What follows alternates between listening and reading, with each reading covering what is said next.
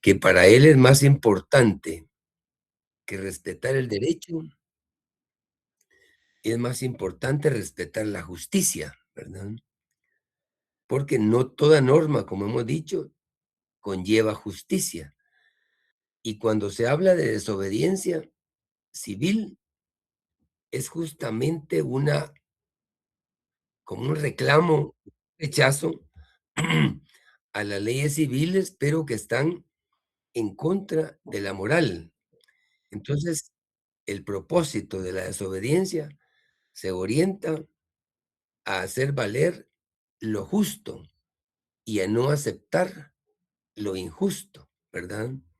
Entonces, a eso obedece que nos vamos a referir a temas que aparentemente son controversiales, pero necesarios, porque de hecho, por ejemplo, en materia penal, todos sabemos que hay eximentes y hay también, es decir, atenuantes y agravantes. ¿Qué quiere decir eso?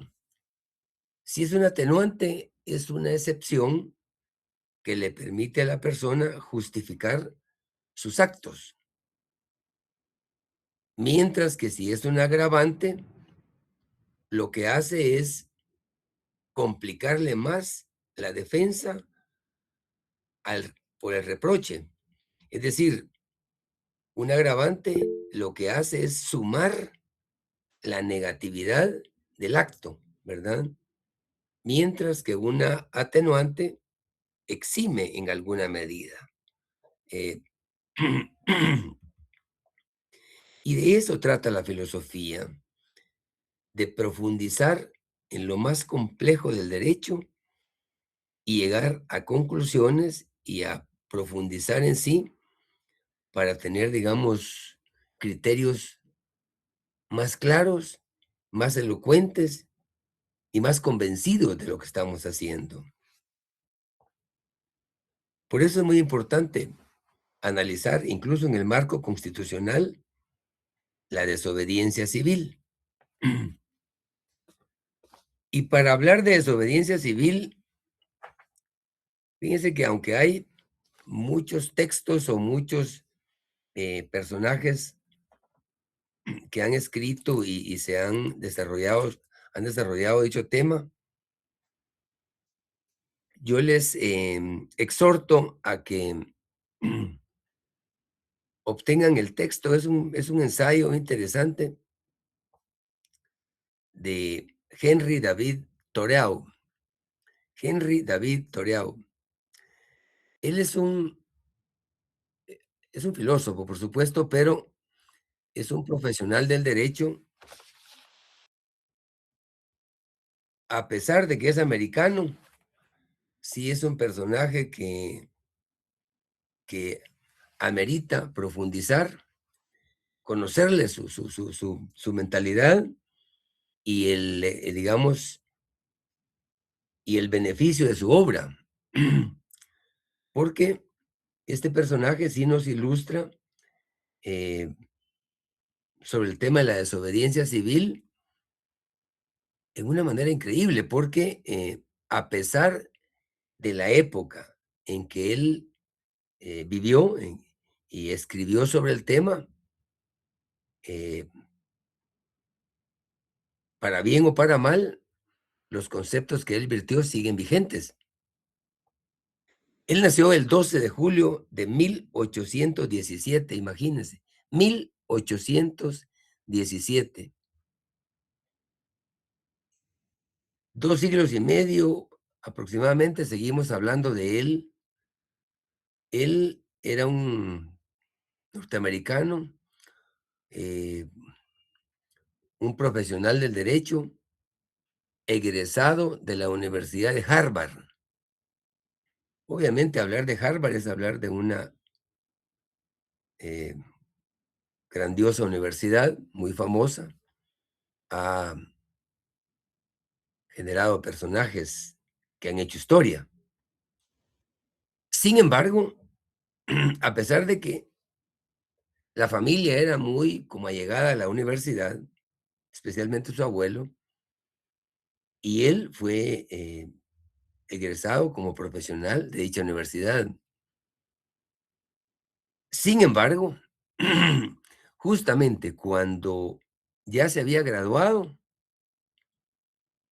optó por retirarse de la vida profesional y decidió vivir en un ambiente de campo totalmente diferente a la formación y en gran medida se debió a las injusticias y a que él, al hecho de que él se oponía a lo tradicional. No se trata tanto de que fue un hombre rebelde, sino que fue un hombre que entendió que más que respetar el derecho, hay que respetar la justicia. Y en ese sentido, al profundizar en lo que él decía, nos invita a leer el ensayo que él escribió estando en la cárcel, porque en su oportunidad se negó a pagar unos impuestos y derivado de esa negativa, resultó conociendo la cárcel. Y estando en la cárcel, le vinieron una serie de ideas y escribió el ensayo relacionado con la desobediencia civil, que es un ensayo que para cualquier profesional, para cualquier filósofo, es digno de admiración por la profundidad en los conceptos que él generó, ¿verdad? Por ejemplo, él decía, ¿qué sentido tiene nacer libres? Decía. ¿Cuál es el valor de una libertad política sino el de hacer posible la libertad moral? Alardeamos, decía, de la libertad de ser esclavos o de la libertad de ser libres. Somos una nación de políticos y nos preocupamos, decía él, solo por la defensa superficial de la libertad. Obviamente, en la época que él desarrolló estos pensamientos, fue una época en la que en Estados Unidos se, se manifestó agriamente la esclavitud, pero también fue una época en que hubo muchas guerras entre Estados Unidos y México, y fue cuando México perdió gran parte de su territorio. Entonces él vio demasiadas injusticias y de eso deriva la profundidad en su pensamiento. Él nos decía y nos dejó como un legado. Yo creo que deberíamos ser hombres primero, dijo, aquí hablando en términos genéricos, ¿verdad? Y ciudadanos después. Hombres primero y ciudadanos después. Lo deseable, decía, no es cultivar el respeto por la ley, sino por la justicia, ¿verdad? Él estaba convencido de que lo que estaba de por medio en una sociedad debe ser la justicia, ¿verdad? No necesariamente la ley, porque la ley no siempre es justa. Hasta aquí los comentarios que les he expresado derivados de este personaje. Me gustaría escuchar algunas opiniones. Buenas tardes, licenciado. Con una consulta, ¿ese ensayo de quién es el autor, dice? Perdone. Henry David Thoreau. Ah, ya, gracias, ya, Les ya lo digo oí. esto porque él es considerado el padre de la desobediencia civil, al extremo que sus textos han sido fuente de inspiración de Gandhi y de Martin Luther King. Imagínense el nivel de profundidad para que Gandhi haya adoptado parte de sus ideas en su quehacer en la defensa de los derechos humanos. Y Luther King de igual manera, ¿verdad? Que fue un personaje que para los norteamericanos sigue siendo Luther King, ¿verdad? Por fin tengo un sueño, o sea, él fue un dirigente de color de quilates, ¿verdad?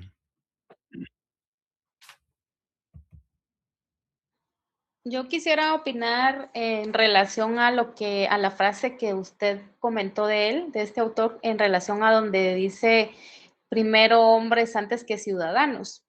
Ujú. Yo creo que como ciudadanos tenemos que respetar las leyes y los cuerpos normativos de cada estado. En nuestro caso sería del estado de Guatemala. Entonces, como ciudadanos, pues obviamente nos tenemos que acatar a esas reglas. Pero hay situaciones que se dan en la vida, que considero yo que uno tiene que respetar más el hecho de que somos seres humanos y a veces entramos en confrontación con las leyes, de nuestro país, porque en el caso de una persona que va manejando normal y de repente viene una persona ebria y se le atraviesa, ¿verdad? Pues las leyes dicen como ciudadanos, pues el que maneja tiene la responsabilidad civil del delito cometido y en este caso pues sería de manera no intencional. Y pues la ley, yo siempre he pensado eso, qué feo eso que uno va manejando, de repente uno atropella a alguien porque va ebrio o en cualquier estado no permitido y lo primero que le hacen a uno es pararle a la policía, recogerle la licencia, si llevárselo a uno de una vez a las carceletas, cuando la intención de uno no era atropellar a nadie, nadie nos levantamos diciendo, ay, hoy voy a atropellar a alguien. Pero a veces las circunstancias y las normas nos obligan a que de alguna manera nosotros salimos perjudicados. A veces, también podríamos plantear ese mismo caso, pero al revés, una persona que va en estado etílico y de repente atropella a una persona, por la misma eh, por la misma desconciencia o porque no está consciente, porque tomó malas decisiones y entonces un civil que de alguna manera eh, tiene que pagar las consecuencias del hecho de esta persona que va en estado etílico. Y entonces, imagínense, lo atropella y la gente se muere. O sea, dice uno quisiera que todo el peso de la ley le cayera a esa persona por la irresponsabilidad.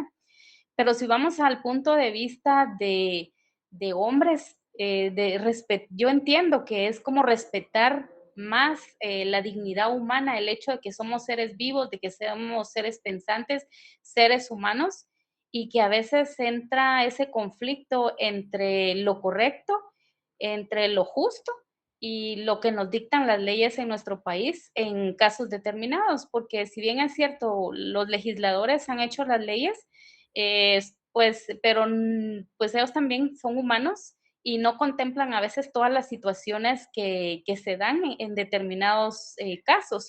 Y pues hay cosas que sí están clasificadas como delitos y como usted dice o comentaba, hay delitos que dependiendo de la gravidez, pues pueden tener un agravante o un atenuante. Pero en realidad, si todos nos comportáramos y fuéramos por la vida pensando en no lastimar a nuestro prójimo, en no tomar decisiones o acciones que pudieran tener alguna repercusión, creo que no estaríamos llenos de tantas leyes y respetaríamos más el hecho mismo de que somos seres humanos. Al decir hombres nos estamos refiriendo a personas, a entes creados, criaturas hechas por Dios, y pues respetaríamos más ese mismo hecho que no andar por la vida solo diciendo no voy a hacer esto o no voy a hacer lo otro porque pues en la ley lo prohíbe, sino más que todo reconocer la esencia de que somos seres humanos. Eso quería comentar. No, muy interesante por sus valiosos comentarios. Efectivamente, eso se trata, ¿verdad? De que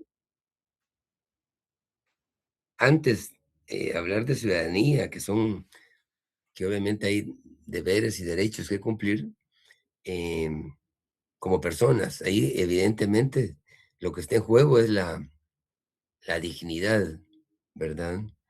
Entonces, a eso se refiere él justamente, digamos que es mucho más valioso, digamos, respetar la dignidad o el sentido propio de la vida que propiamente hablar de una norma, porque en esencia, ¿qué es lo más importante?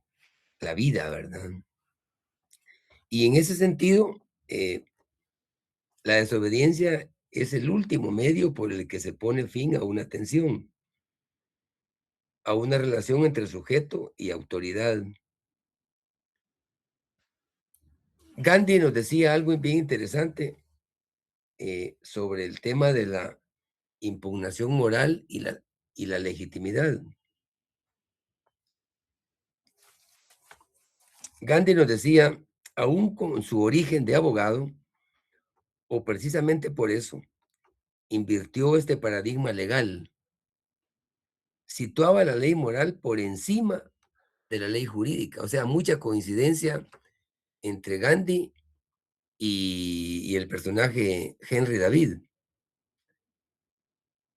Le daban más valor a la moral que a la ley. Lo legitimó por encima de lo legal, decían.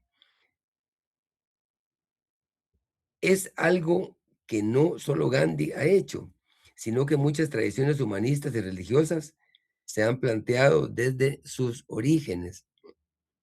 Gandhi sostenía, la desobediencia civil es la violación civil, decía él, violación civil a las leyes morales opresivas. Es decir, no se trata de hablar de desobediencia por hablar, sino que se refiere a lo que es contrario a la moral. Y rechazaba colaborar, decía, con una medida corrupta del Estado, pues consideraba las leyes injustas como una forma de violencia que coartaban la libertad del individuo. Y agregaba que se obedece a las leyes por la conciencia, no por temor a sanciones. La desobediencia civil es un derecho inalienable de cada ciudadano. Renunciar significa dejar de ser hombre, decía también él. Es la forma más pura de agitación constitucional. Eh, si se recuerdan, cuando hablábamos recientemente en la clase anterior,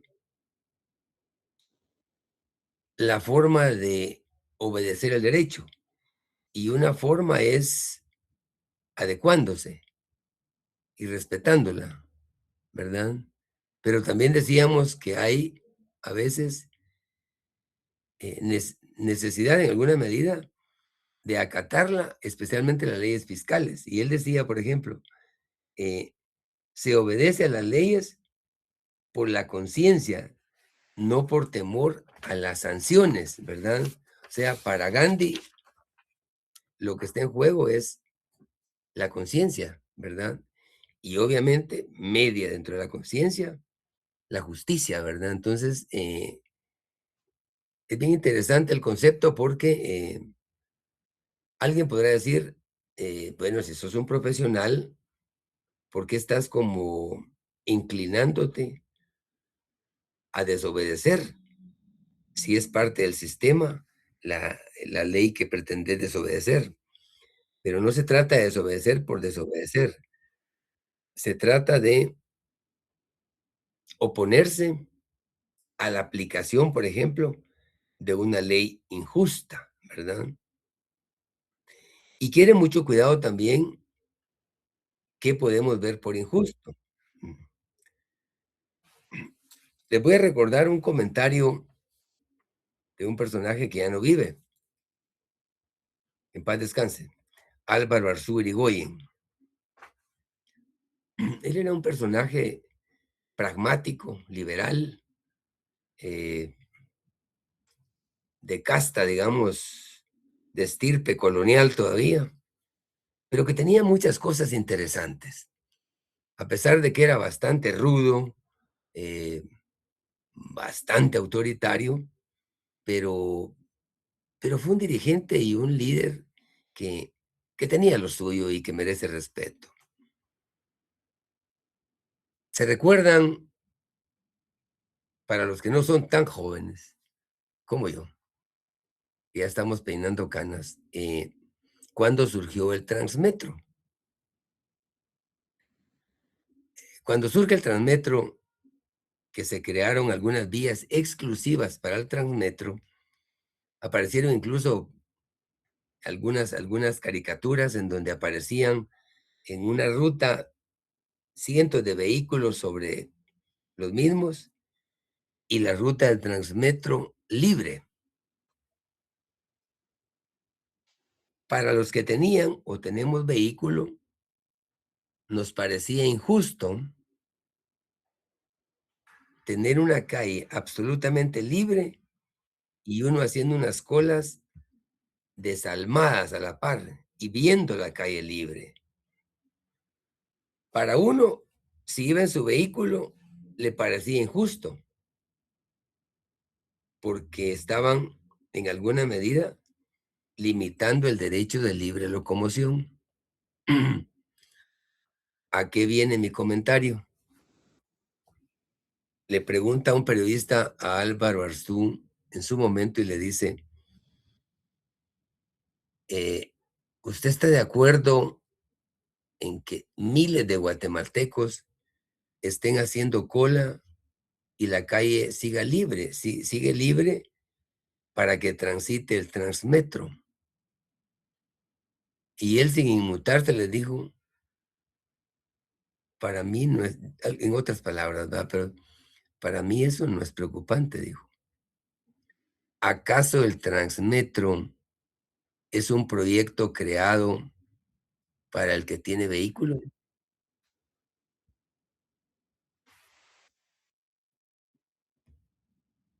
El periodista no tuvo más alternativa que quedarse callado.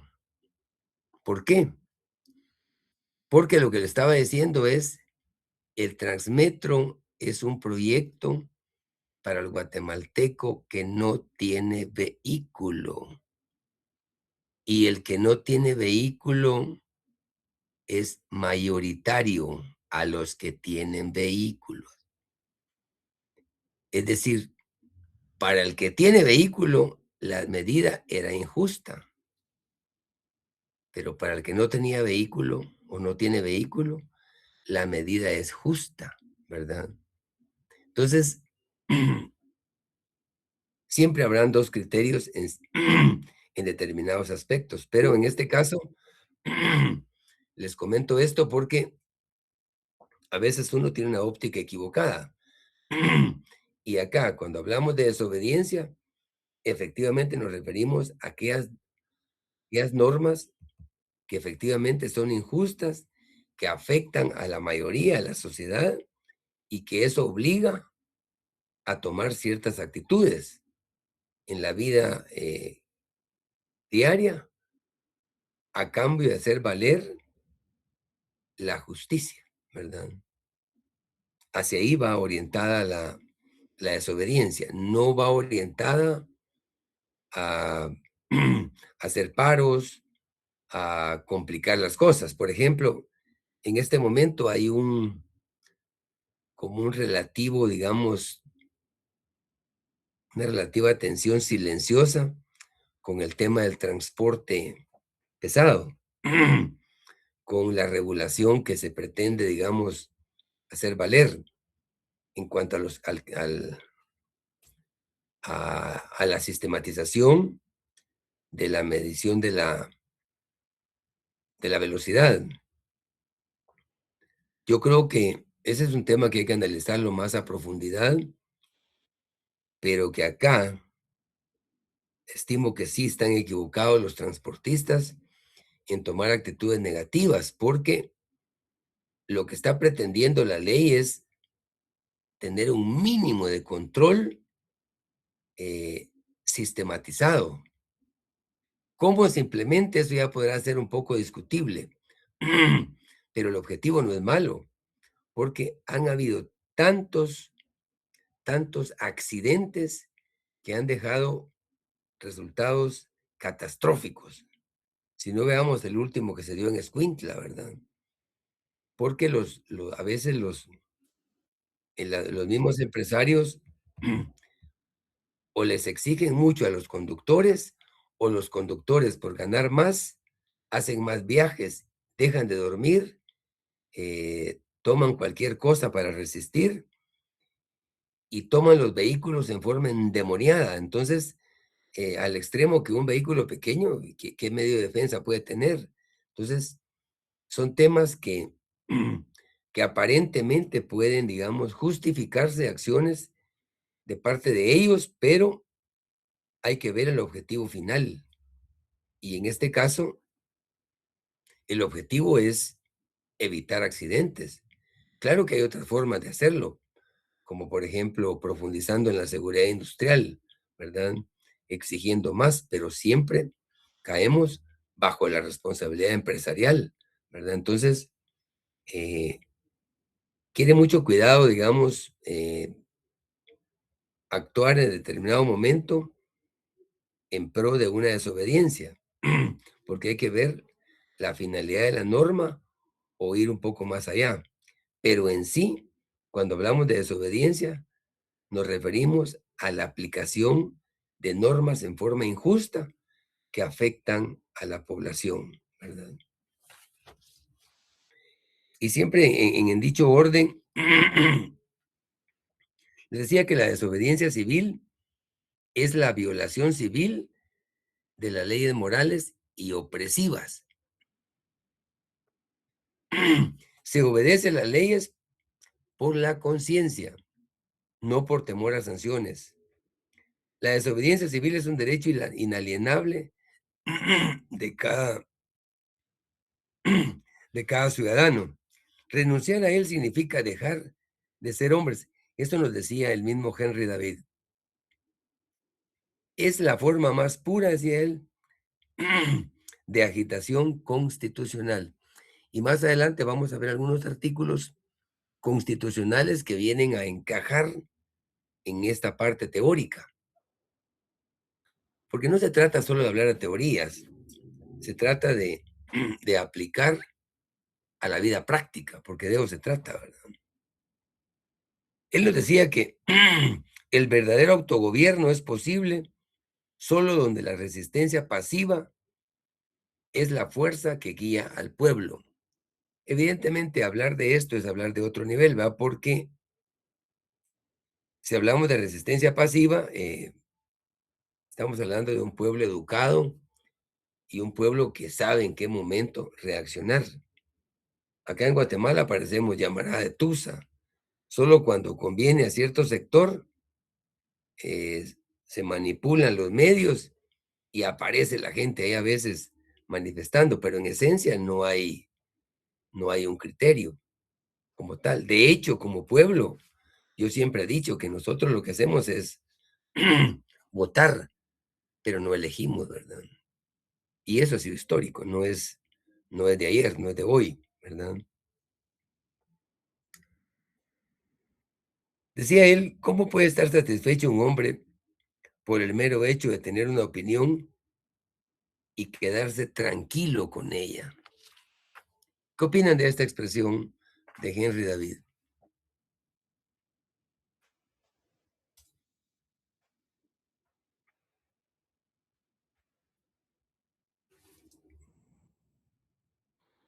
¿Podría repetir la expresión que dice Henry David, licenciado? Disculpe. Dice, ¿cómo puede estar satisfecho un hombre por el mero hecho de tener una opinión y quedarse tranquilo con ella?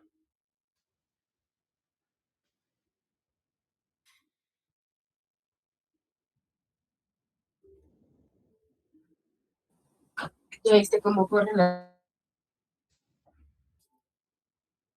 ¿Cómo? Que sería dependiendo el punto de vista y análisis, por ejemplo, la satisfacción del hombre, porque, por ejemplo, de uno depende la edad. Por ejemplo, a mí me satisface, decir, me satisface un caldo de marisco, pero si hace 10 años me preguntaban si me satisfacía un caldo de marisco, no era oportuno. Hoy en día sí. Entonces yo creo que hay una variante constante en el ciclo de vida del hombre. Porque, por ejemplo, a mí si me dicen, ¿te gustaría tener un Ferrari? Por vanidad, sí, me quedaría satisfecho, pero hoy en día, eso puedo decir hace 20 años, hoy en día para mí, obtener un vehículo con que me lleve, me satisfaga mis necesidades, me logra satisfacer o quedar satisfecho, ¿verdad? En mi punto de vista, licenciado. Le agradezco su comentario. Sí, evidentemente uno conforme va madurando, va asimilando otras cosas, va aprendiendo y muchas veces lo que pensaba cuando estaba pequeño va cambiando de criterio. Eso sí es parte del desarrollo humano. Pero aquí, cuando nos dice él, ¿cómo puede estar satisfecho un hombre? Dice, por el mero hecho de tener una opinión y quedarse tranquilo con ella. Lo que sucede es que muchas veces nosotros pensamos y decimos, yo no estoy de acuerdo con ello. Por ejemplo, todos de una u otra manera, independientemente de nuestro rol, conocemos el interior. De hecho, hoy que viene la Semana Mayor o Semana Santa, de una u otra forma, en, en vehículo particular o en bus o en pick-up o la forma que sea, regularmente la mayoría de familias sale fuera de la capital a distraerse y a compartir con otros familiares, ¿verdad? Algunos pues van a un lugar privado y si la capacidad lo permite, pues enhorabuena, ¿verdad? Les espera el jacuzzi y la piscina, pero se van a dar cuenta del desastre que hay en las carreteras. No hay señalización, basura por todos lados, las cunetas llenas de tierra, y aunque se aproxime la lluvia, el problema sigue, ¿verdad? Entonces, todos opinamos y decimos, ¿qué se está haciendo con el sistema vial, con las carreteras? Nos molesta, nos incomoda, porque hay deducción de impuestos por la gasolina, que es justamente orientado a mejorar el sistema de la red vial. Sin embargo, la mayoría, me incluyo yo, lamentablemente muchas veces nos quedamos con esos comentarios y decimos, mal las carreteras, pero ¿qué hacemos para que eso funcione? Para hacer reaccionar a los responsables. ¿Qué sucede, por ejemplo? Y no les voy a poner ejemplos ni de Europa, ni de Asia, ni de África. Bueno, África no lo comparamos, pero no les voy a poner ejemplos de Europa. Les voy a poner dos ejemplos que son accesibles para cualquiera de nosotros de una u otra forma. Cuando uno va a Tapachula, ya sea por Tecumumán o por la frontera que está a continuación, siempre en San Marcos, y a uno accesa a carreteras mexicanas. Y a pesar de que México, la parte sur, es la más desatendida eh, en relación al Estado mexicano, ¿verdad? Porque ustedes saben que México se divide en tres. Aunque es un Estado federado, tiene tres concepciones como tal en su integración. La parte norte, Guadalajara, toda esa área, es la parte industrial, es la parte que genera muchísima exportación sobre el acero y las fábricas y todo ello. La parte central, que es la Ciudad de México y los alrededores, la parte turística. Y también se incluye un poco la parte norte, que la parte, digamos, del Atlántico, que es Cancún y todo eso, que es área turística. Pero está la tercera parte, que es la parte sur, que es dentro de ellos Tapachula, ¿verdad? Y a pesar de que es la parte menos atendida, hay enorme diferencia. Si estamos ubicados en Tecumumán, por ejemplo, que es parte de, de San Marcos, y pasamos del puente El Suchate, ya sea que lo pasemos caminando o mototaxi o lo que sea, cuando llegamos al municipio que está al lado del río, eh, para empezar el parque es diferente, las calles son diferentes, se nota la diferencia. Y si tuviéramos la oportunidad de estar en Juárez comparando México con Estados Unidos, es una diametral diferencia, ¿ah? Pero no nos vayamos al norte, vayámonos al oriente de nuestro país, ya sea por Moyuta, por Jalpatagua, por Jerez o por Asunción Mita, y pasemos a El Salvador, ya sea que pasemos, si pasamos por Moyuta, Pedro Alvarado, llegamos a Carasucia, Huachapán, Salvador. Si pasamos por Valle Nuevo, llegamos a Santa Ana, a Huachapán, Santa Ana. Lo mismo por Asunción Mita, llegamos a Santa Ana. Las carreteras son diferentes. Se nota la diferencia. Cuando venimos de El Salvador, pasando por Valle Nuevo, ingresamos a la parte de Guatemala, casi parece que tenemos que hacer a un lado los arbustos, aparte la basura. Entonces, no es que me esté refiriendo en sentido negativo o peyorativo a mi país, pero hay diferencia entre México y El Salvador. Entonces, les digo esto porque esto tiene relación con este pensamiento. ¿Cómo puede estar satisfecho un hombre por el mero hecho de tener una opinión y quedarse tranquilo con ella? La mayoría de guatemaltecos, desafortunadamente, somos muy pasivos, ¿verdad? Y resistentes y aguantadores, ¿verdad? Entonces, y eso es parte también de nuestro subdesarrollo, porque, miren, si no se hacen valer las cosas, difícilmente las cosas cambian, ¿verdad? Ojalá en algún momento cambiemos, ¿verdad? Y para ir concluyendo esta parte, digamos, teórica, me permito hacer una mención de Confucio, siempre aplicable a la desobediencia civil. Confucio decía, si un Estado se gobierna siguiendo los dictados de la razón, pongamos atención, si un gobierno,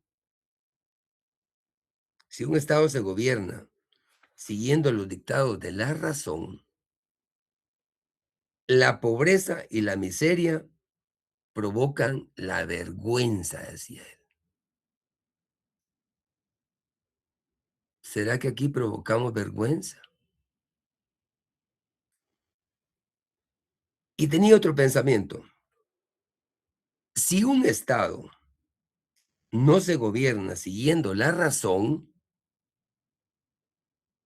lo contrario, ¿no? Las riquezas y los honores provocan la vergüenza.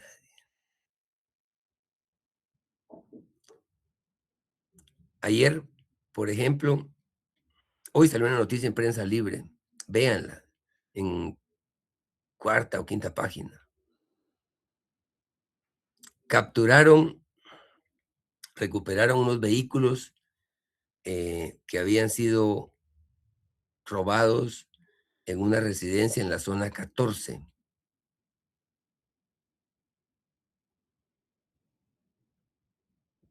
Si no me equivoco, según la información de Prensa Libre, eran 5 vehículos que tenían un valor de más o menos 3.5 millones de quetzales. Ya recuperaron 3, faltan 2. ¿Qué mensaje da eso? Tener en una casa 5 vehículos que valgan 5 millones de quetzales.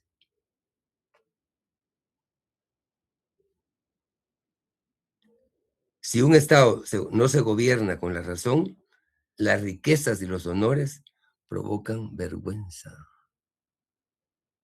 Eso decía Confucio. Yo aplicaría esta noticia de prensa libre a lo que dijo Confucio, ¿verdad? ¿Verdad? Por último, siempre en este tema, decía, esta sí fue una frase de Henry David. Si un hombre piensa con libertad, sueña con libertad e imagina con libertad, nunca le va a parecer que es aquello que no es. Es decir, tiene claro. Si uno tiene clara la libertad, piensa y sueña con la libertad, puede definir que no es libertad. Y ni los gobernantes ni los reformadores ineptos podrán en realidad coaccionarlo, dice. Eso es lo interesante, digamos, de tener claro el concepto de libertad, ¿verdad? Que uno sabe ejercer su derecho sin estropear a nadie, sin ir contra la humanidad de nadie, simplemente tener claro que es justo, que no es justo, ¿verdad? Evidentemente quiere criterio, ¿verdad? Y quiere prudencia, porque no siempre por hacer valer un derecho eh, se mantiene, por ejemplo, un empleo, ¿verdad? Porque en la misma práctica se da todo, ¿verdad? Pero lo importante es que este concepto de la desobediencia civil tiene una íntima relación con la libertad y con la justicia, ¿verdad? ¿Algún comentario en relación a lo que hemos venido abordando? Ya más o menos hay quórum. Ya somos Ya, 100. buenas noches, licenciado. Otra vez Buenas yo noches. quisiera comentar en relación como haciendo al final una conclusión de la disertación del tema de desobediencia civil que usted nos expuso amablemente el día de hoy. Considero que cuando a veces uno ejerce una opinión, eh, se basa mucho también en principios y valores que uno adquiere en su hogar, en las casas de estudio, en base a documentos que uno lee, que como futuros abogados es importante siempre la lectura, estar al tanto de nuestra realidad social en el país. Y en base a eso uno ya puede formar un criterio, una opinión y tomar decisiones en base a uno, en base a lo que uno piensa, a lo que uno ha recabado, a la información que uno ha recabado. No necesariamente siempre la opinión de uno va a ser la opinión de la mayoría y quizás a veces por opinar uno diferente, pues lo pueden tachar a uno de problemático o conflictivo, porque uno no se conforma con los regímenes sociales establecidos. Y traigo alusión en el caso de Sócrates, que él, la sociedad ya traía ciertos lineamientos, ciertas formas de pensamiento, ciertas conductas, y cuando él empezó a inculcar entre los jóvenes o entre las personas que un pensamiento reflexivo, pues rápido lo tildaron de que se estaba oponiendo en contra de las disposiciones y de las normas ya establecidas en esa sociedad. Y a causa de eso, pues él falleció tomando la cicuta, ¿verdad? Entonces, considero yo que a veces el opinar, el ir en contra de lo que piensa la mayoría, cuando es minoritario el pensamiento, es difícil ir contra la corriente y por eso en Guatemala somos un país bastante pasivo, porque también si nosotros alegamos nuestros derechos de manera pacífica, pues siempre nos posponen, nos posponen y nos posponen. Y si lo hacemos por la violencia, como también lo han disertado otras personas especialistas en el tema, donde dicen que pues el que no hace, es mejor ser temido que ser amado, ¿verdad? Entonces, a veces uno cuesta que opine o cuesta que uno tome decisiones porque la mayoría siempre tiene temor y hay muchos factores de fondo porque cada quien tiene sus prioridades, porque si una persona, por ejemplo, tiene un trabajo y ve que hay una injusticia social en el trabajo, pues, se pone a pensar, no, es que tengo que mantener a mis hijos, tengo que pagar mi alquiler de casa o sus situaciones. Entonces dice uno, mejor no me meto, mejor no opino, porque pues al final no es problema mío. Pero si en realidad nosotros tuviéramos esa opinión de hacer lo justo, lo moralmente justo, nosotros defenderíamos a nuestro prójimo y nos pondríamos al lado de él para que no se le vulneraran los derechos. Pero a veces hay situaciones que uno opina diferente y pues que de alguna manera amarran, como usted dice, bueno, yo para emitir mi opinión primero tengo que estar consciente de lo que voy a decir y si realmente en algún momento dado por hacer valer mis derechos voy a pagar un precio. Y muchas personas en tiempos antiguos han sacrificado su vida por sus principios, por sus valores, por defender el bien común constitucional y que a veces han sido reconocidos hasta después de su fallecimiento, ¿verdad? Y sí han hecho algún cambio, pero la mayoría no está dispuesta a dar esa solidaridad y ese apoyo, sino simplemente velar por el derecho de su nariz. Y muchas veces depende de la opinión o el parámetro que cada persona tenga en base a los diferentes lugares donde ha sido formado. Eso quería comentar. Es muy interesante lo que dice la compañera y efectivamente eso se da en la práctica. En gran medida usted tiene razón, ¿verdad? Y por eso es interesante o necesario que seamos prudentes, porque muchas veces también se dan las situaciones en que muchos callan, esperan que alguien hable para que ellos hagan valer su voz, pero no arriesguen su integridad. Entonces, quiere mucho cuidado. Tampoco puede uno caer en un rol de ser útil afectando su propia integridad.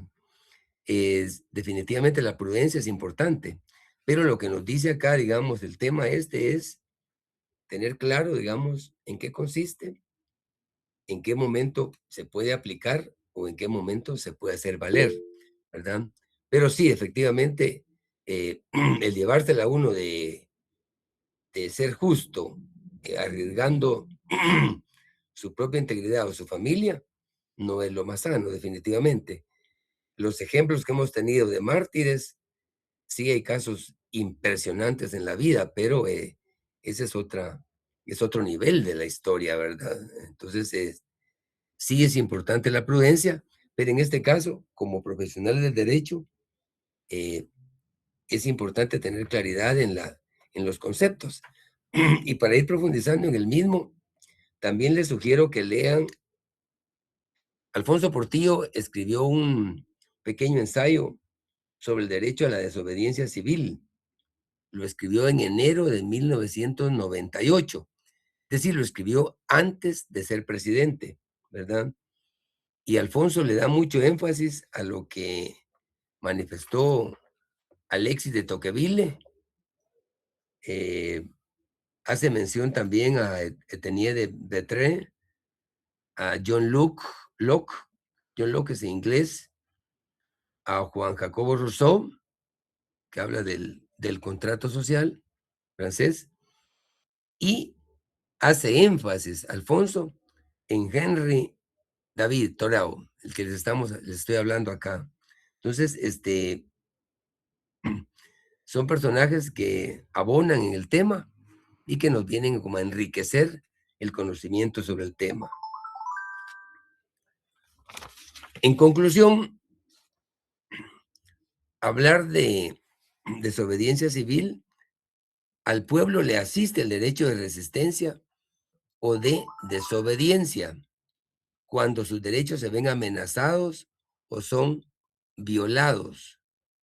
El gobierno debe cesar su arbitrariedad y abuso y no colmar la paciencia de un pueblo que ha visto cómo se deteriora su nivel de vida y cómo la esperanza empieza a ser sustituida por angustia y resentimiento, ¿verdad?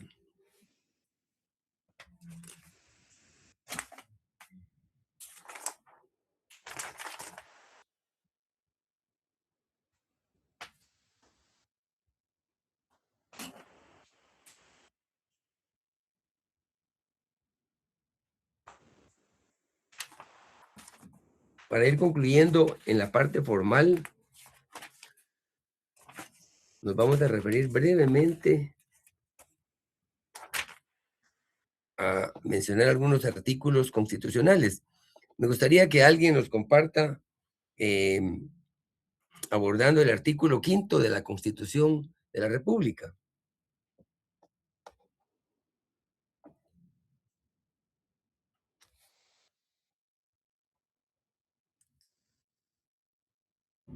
Buenas noches, licenciado. ¿Se lo puedo leer?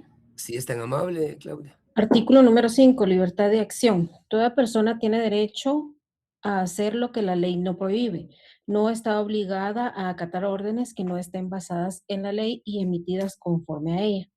Tampoco podrá ser perseguida ni molestada por sus opiniones o por actos que no impliquen infracción a la misma.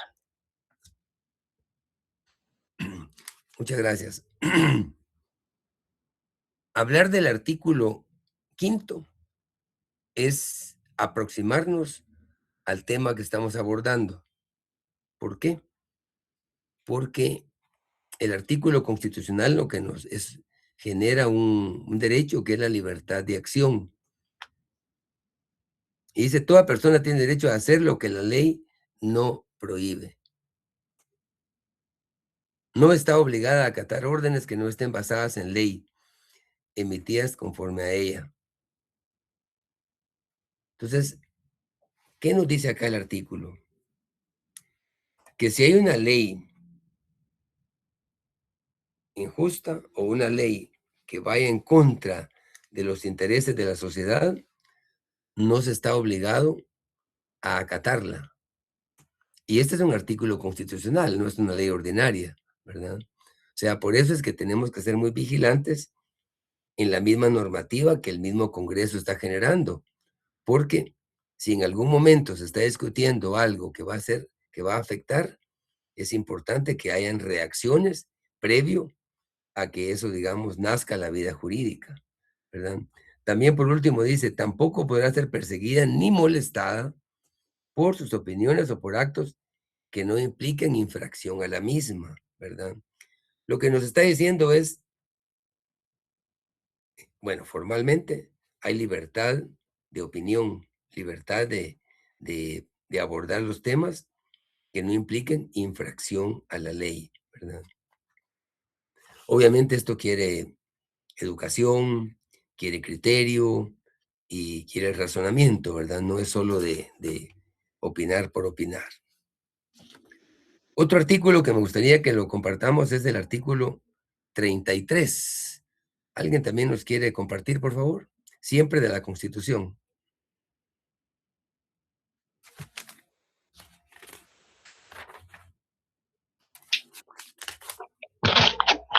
¿Me escucha, licenciado? Sí, por favor. Buenas noches. El artículo 33 de la Constitución de la República de Guatemala dice derecho de reunión y manifestación. Se reconoce el derecho de reunión pacífica y sin armas. Los derechos de reunión y de manifestación pública no pueden ser restringidos, disminuidos o coartados. Y la ley lo regulará con el único objeto de garantizar el orden público. Las manifestaciones religiosas en el exterior de los templos son permitidas y se rigen por la ley. Para el ejercicio de estos derechos bastará la previa notificación de los organizadores ante la autoridad competente. Muchas gracias. Este otro artículo también es aplicable al concepto de desobediencia civil. ¿En qué sentido? Para el ejercicio de los derechos bastará desde la previa notificación de las organizaciones ante autoridad. ¿Qué sucede si se restringe este derecho? Tenemos que reaccionar porque es un derecho, ¿verdad? Que ya está establecido. Son derechos de manifestación y no pueden ser restringidos ni coartados, ¿verdad? Obviamente, haciéndolo en forma pacífica, porque no se trata de caer en la violencia. Pero estos artículos están íntimamente vinculados con el tema, porque son principios constitucionales en que es necesario tenerlos bien claros y en su oportunidad hacerlos valer, porque si no los hacemos valer, caemos en, en la ineficacia de la norma y no estaríamos haciendo uso de lo que la ley establece, ¿verdad? Y si tomamos en cuenta que la norma constitucional es la que rige el sistema, con mayor razón, ¿verdad? A eso obedece, digamos, traer a colación estos artículos, porque estos vienen como a corroborar el, el mensaje que la teoría nos deja, ¿verdad?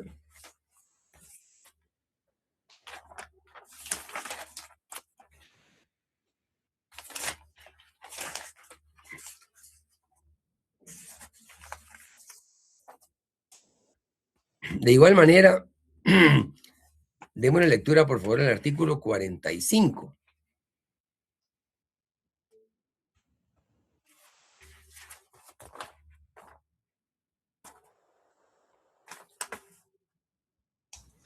Buenas tardes, licenciado. Artículo 45.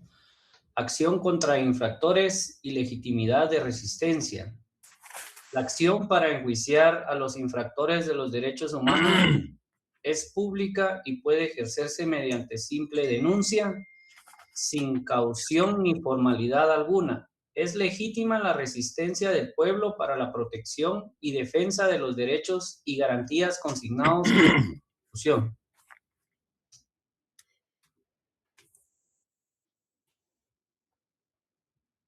Este es el artículo que consolida, digamos, la teoría, porque es un artículo en donde está expresamente, digamos, formulado en qué momento se le atribuye ese derecho al pueblo y cómo puede reaccionar, ¿verdad? O sea, no se trata de, de reaccionar por reaccionar, sino que tiene que haber un antecedente. Y es bien interesante porque dice, la acción para enjuiciar a los infractores de los derechos humanos es pública y puede ejercerse mediante simple denuncia, sin caución ni formalidad alguna. Esto va atado a la justicia. Y los dos renglones finales consolidan, digamos, el texto. Es legítima la resistencia del pueblo para la protección y defensa de los derechos y garantías consignadas en la Constitución. Aquí el concepto que es superlativo, diría el licenciado Flores, es legítima. Es decir, legitima al pueblo la desobediencia cuando algo se pretende aplicar en forma injusta, ¿verdad? De manera que sí tenemos, digamos, por lo menos formalmente, tenemos asidero legal en la Constitución para oponernos ante un acto de auténtica injusticia y que no es responsabilidad del ciudadano más que de una mala acción de los gobernantes, ¿verdad? ¿Algún comentario del articulado?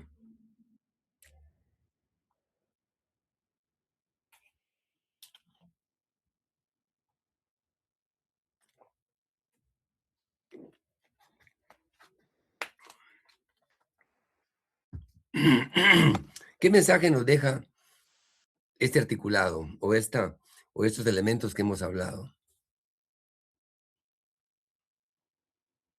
Que como pueblo podemos como pueblo de Guatemala podemos hacer valer nuestros derechos, legitimándonos en lo que la Constitución Política de la República nos garantiza.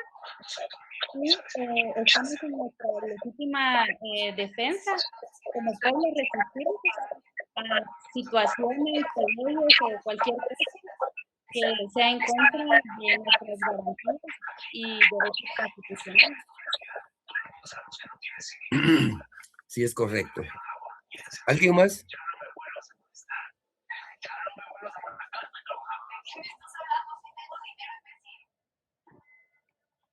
La idea de abordar esos temas, obviamente, es parte del programa, ¿verdad? No es una ocurrencia, es parte del pensum, ¿verdad? Pero lo importante es asociar conocimientos, asociar la ley, analizar la práctica y en su momento tener los elementos para poder asesorar o tomar una decisión consciente y muy responsable, ¿verdad? Porque como notarios o como abogados, en el desarrollo de la vida profesional jugamos diferentes roles, a veces como asesor, a veces como funcionario, a veces como ejecutivo. Jóvenes, alguien tiene ¿verdad? activo su bocina. Entonces lo importante es asumir estos conceptos, asociarlos y que nos den elementos para poder analizar y ser mejores abogados cada día, más creativos, más profundos en el análisis, más entusiastas en la misma profesión. Esa es la idea, ¿verdad?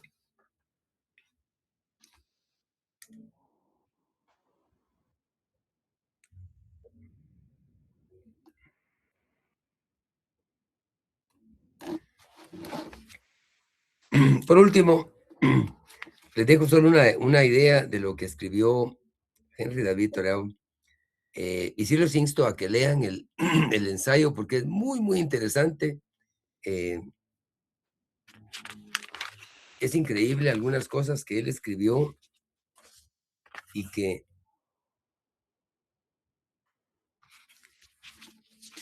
hoy, en pleno 2026, podemos decir que eso todavía sigue vigente. En una parte de su ensayo escribió lo siguiente y dijo: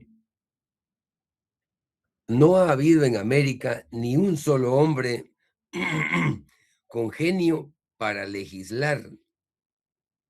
Son escasos en la historia del mundo, dijo. Hay centenares de oradores, políticos y hombres elocuentes, pero el orador capaz de resolver los acuciantes problemas de hoy aún no ha abierto la boca. Qué pena que después de 200 años sigamos en las mismas. Y al final decía: lo que pretendo sugerir es que un hombre puede ser muy trabajador y en cambio no emplear bien su tiempo. No hay mayor equivocación, decía, que consumir la mayor parte de la vida en ganarse el sustento. Dramático el comentario, pero me gustaría que dedicáramos un par de minutos a ese comentario. ¿Qué interpretan por eso?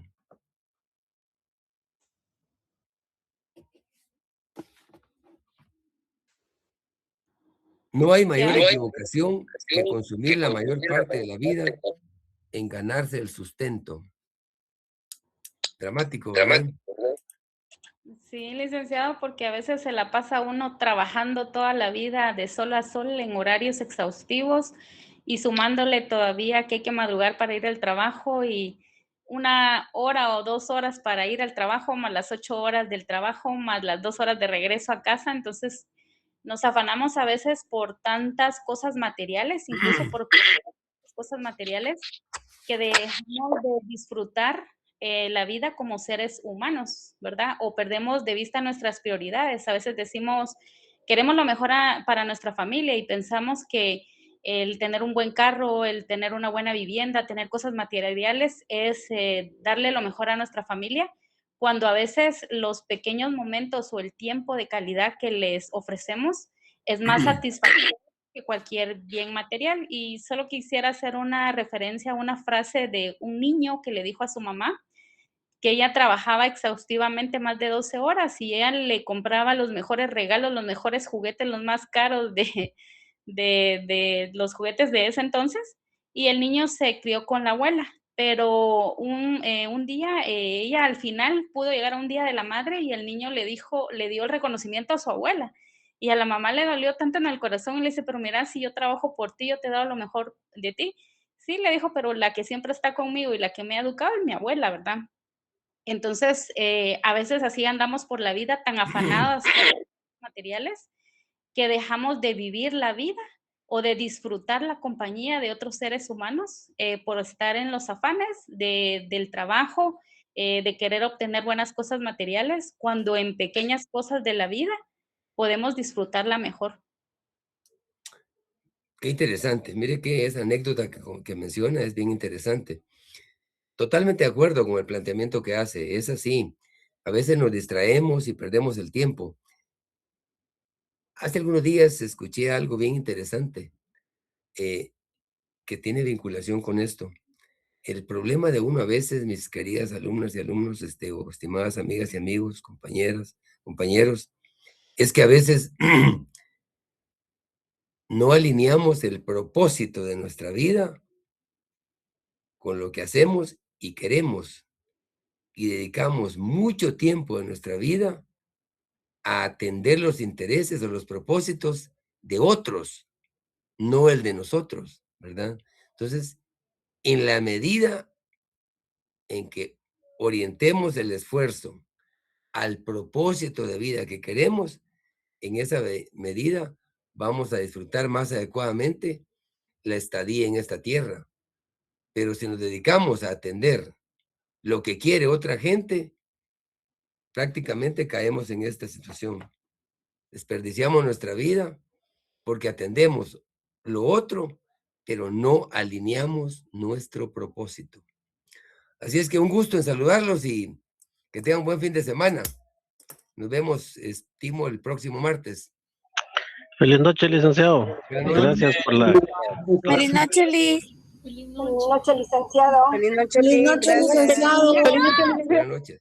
Feliz noche, licenciado. Feliz noche, compañeros. Buenas noches, licenciado. Buenas noches, un gusto. Feliz noche, Liz. Hasta luego.